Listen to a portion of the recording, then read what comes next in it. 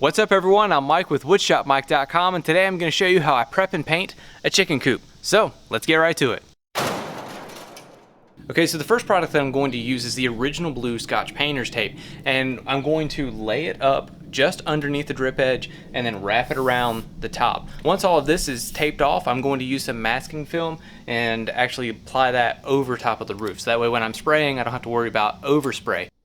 The sponsor of today's video is Scotch painter's tape. When masking off items, it's critical to firmly press the tape against the faces and especially the edges to ensure a good seal between the tape and the item you're masking off. I've also found that focusing on smaller sections rather than trying to cover the hardware in one big piece of tape gives me better results.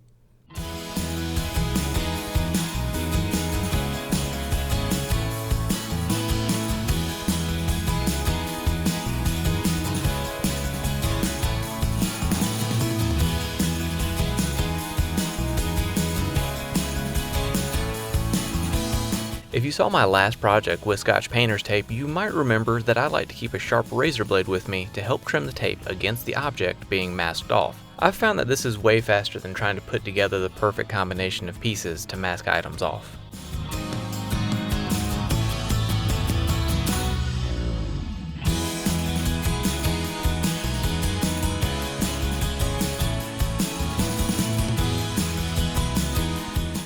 Alright, so the last thing to do is to mask off for the roof, and then I'm also going to put down some film on the concrete pad so that way I don't get paint all over that. The product that I'm going to be using is the 3M Handy Masker, and what's good about this is that you can set it up for a variety of different applications. So here I have my masking film. I'm using 1.4 inch wide blue painter's tape, and then the blade that I'm using is for paper or film. They have another blade, they have different sizes of the masking film, and Scotch also has different size tapes. So that's what I'm using for this application, and the reason I'm using this instead of this product, which is a pre-taped roll, is because just of the sheer size of the roof, the area that I'm having to mask. I'm not going to use this pre-taped roll. This is ideal if you're doing something like cabinets and you're refinishing those and you want to mask off the inside of the cabinet so that you don't get paint or overspray or whatever inside of there. This is going to be your go-to. But for me today, I'm using the Handy Masker. Okay, so since I am doing this upside down, I'm having to go left-handed, and I am not left-handed, so if I'm not graceful, give me a little bit of slack.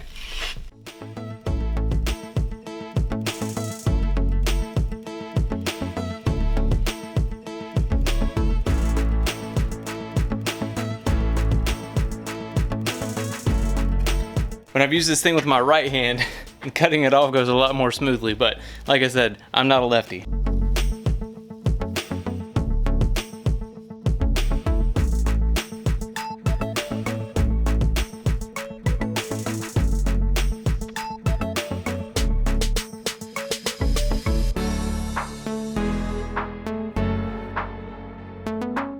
So what's great about this film is that it clings a little bit, and it makes it really easy to then tape down the edges.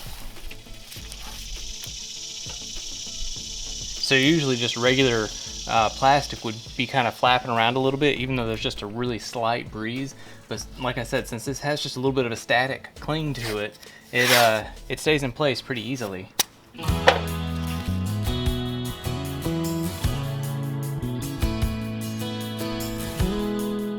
Alright, so the first side is all masked off and it's taped on both sides.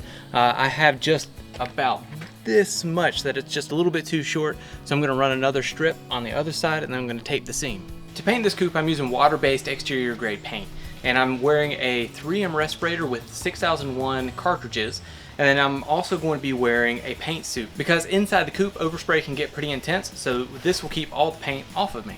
I start by priming the coop with Zinsser 123 primer, and after waiting 1 hour for the primer to cure, I then follow up with 2 coats of bare exterior paint, waiting 2 hours between each coat. Respiratory safety is so important, and 3M is best in class for respiratory protection. Make sure you follow all the product's instructions and ensure you have the properly rated filters and respirator for your specific job. Check out the respirator selection guide on homedepot.com to make sure you have the right respirator for your project.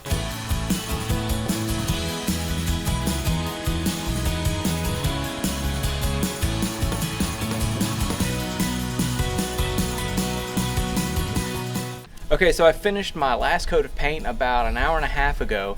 So what I'm going to do is start peeling the masking around the roof and also taking off all the tape on the hardware.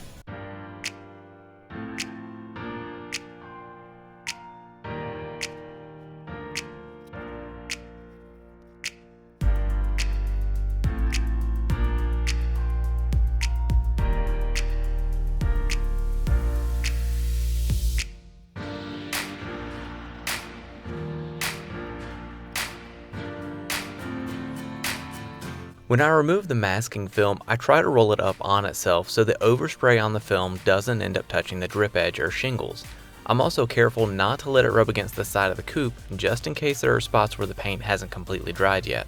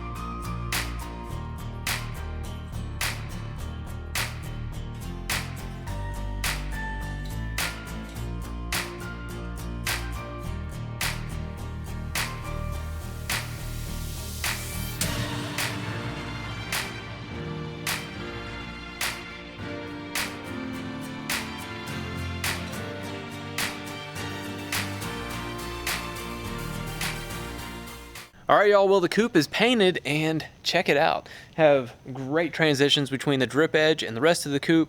All the hardware came out very nice and crisp, and I kept overspray off of my new concrete pad.